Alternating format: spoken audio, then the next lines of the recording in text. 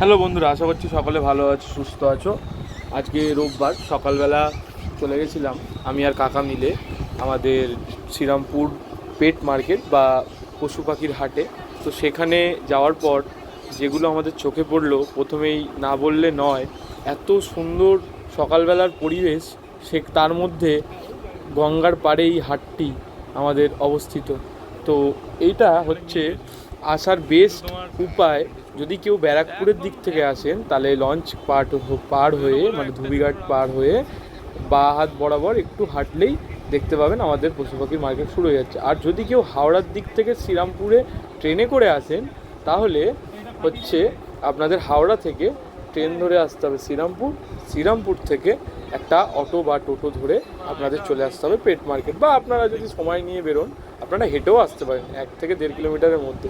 তো এই পেট মার্কেটে আমরা যে চলে গেছিলাম মাছ কিনতে, আমার ভাইয়ের অ্যাকোরিয়ামের জন্য মাছ কিনতে। তো ওখানে গিয়ে আজকে নানান ধরনের মাছ দেখলাম। তার মধ্যে কিছু মাছ আমার অচেনা ছিল, আবার কিছু খুব কম সংখ্যক মাছই আমার চেনা ছিল। যেমন অস্কার দেখতে পাচ্ছি, তারপর কিছু ফ্লাওয়ার হর্ন দেখলাম সুন্দর সুন্দর, তারপর দেখলাম কিছু গোল্ড ফিশ, তারপর আর যা যা আরও মাছের হয়, মানে টাইগার, তারপর হচ্ছে তো আপনাদের যেটা বলে ফাইটার, অনেক ধরনের মাছ দেখেছি।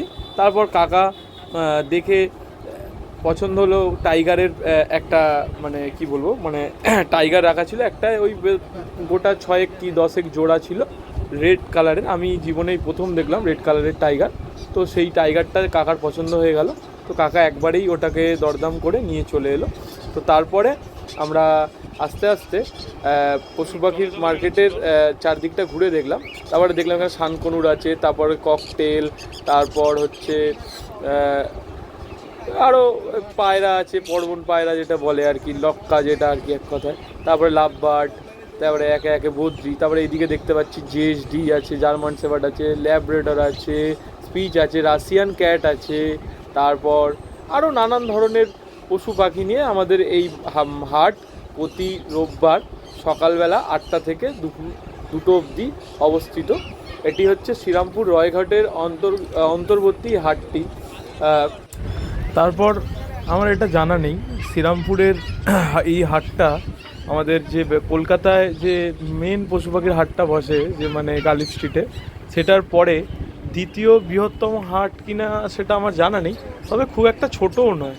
আপনারা অবশ্যই একবার আমাদের এই শ্রীরামপুরের পশু পাখি মার্কেটে এসে বা পেট মার্কেটে এসে ঘুরে যান, যারা যারা পশু পাখি আরও মাছ গাছপালা ভালোবাসেন।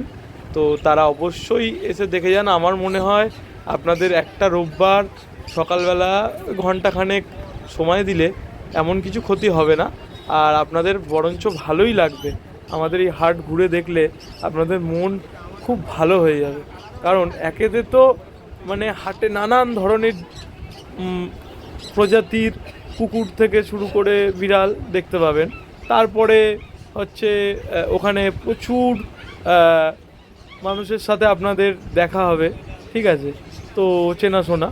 তো এইবার তারপরে হচ্ছে আমাদের দ্বিতীয়ত হচ্ছে পরিবেশ। আমাদের ঐতিহাসিক শহর, মানে গোটা 600-700 বছরের আগে এই শহরটা তৈরি, মানে কলকাতারও আগে।